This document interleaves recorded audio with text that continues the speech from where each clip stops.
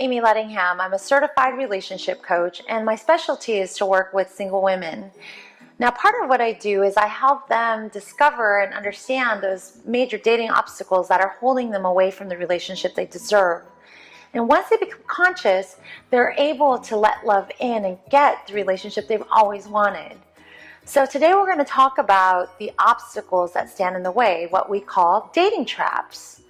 And what are the dating traps? Well, they're the excuses, the rationalizations that we give ourselves so that we stay in a relationship way longer than we need to. So there are 14 total, but we're only going to have time for 3. I'm going to show you some video clips and we'll go through each of the dating traps. So let's get started. I always knew my first time would be on a beach. First time? You're a virgin? Mm-hmm. Wow. Jeremy, we're gonna be so happy together. I love you. I'm sorry? I love you. Now, I know this clip from Wedding Crashers is way extreme and totally far-fetched, but it does do a great job of giving you an example of our first trap, which is the sex trap. It's where you confuse love with lust and chemistry. And not to say that chemistry and sex are not important in a relationship, but if it's your one common thing that you have in common in a relationship, then I definitely would reevaluate it. Here's a tool. Just imagine if sex was totally eliminated out of your relationship and you would take a look at just what you guys have in common.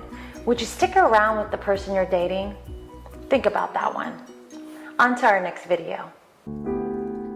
I'm never gonna meet anyone. I'm going to die alone. Alone. They all want supermodels. Like we're invisible. There are just no good guys in this city. So, does this limiting belief sound familiar to you? Well, it's what we call the scarcity trap.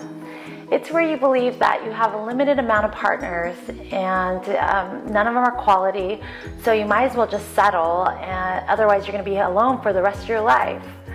Well, it's far from the truth, but I hear a lot of women say, you know, all the good ones are taken. They're in a relationship, they're married, or they're gay.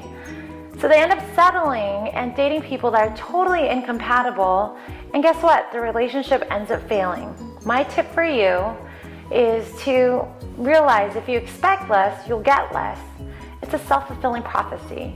Now let's go to the next video. I'm walking out of your life if you keep doing that. Show me that you're changing. These beauties are giving the chumps one last chance. His image is bad boy tool sort of guy. Hopefully I can change him. So we just witnessed some of the things I hear the most common from women, which is, he has so much potential.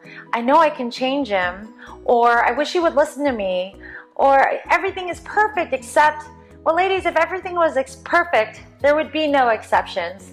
This is what I call the I can fix him trap. And this is where you avoid all the red flags. You just still dive into the relationship knowing that this is probably not the partner for you. And you hope that all your positive influence and your motivation can help change him into exactly what you want. Well, it rarely concludes in a great way, and both parties could get pretty hurt. So my advice to you is date him for who he is, not for his potential. And if you don't like who he is, then I would reevaluate the relationship, because you should always get what you want, and they should too. All right, now we've highlighted some of these dating traps. The key to avoiding them is to become conscious, not only of the dating traps, but of the patterns. And that's what I do best as a relationship coach.